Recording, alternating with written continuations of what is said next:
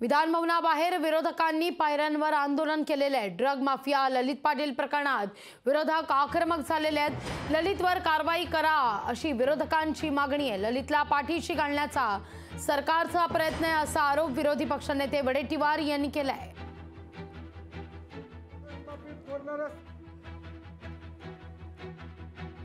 ललितला संरक्षण देणाऱ्या मंत्र्यांवर कारवाई करा असं विरोधकांकडून सरकारला सांगण्यात येत आहे।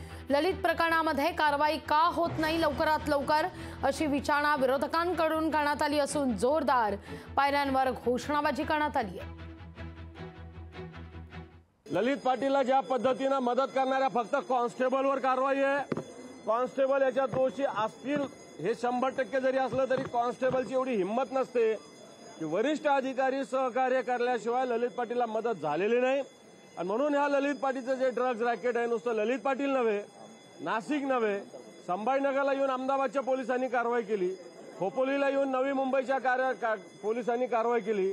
याचाच अर्थ ड्रग्जचे कारखाने उघड चालू आहे आणि त्याला सरकारचा छुपा पाठिंबा आहे का, सरकारच्या मंत्र्यांचा सपोर्ट आहे आणि म्हणून ललित पाटील सारख्यांना पळून नेण्यासाठी सपोर्ट केला जातो। हातूर मातूर कारवाई केली जाते आणि या ड्रग्ज माफियांना मोकाट सोडलं जात आहे।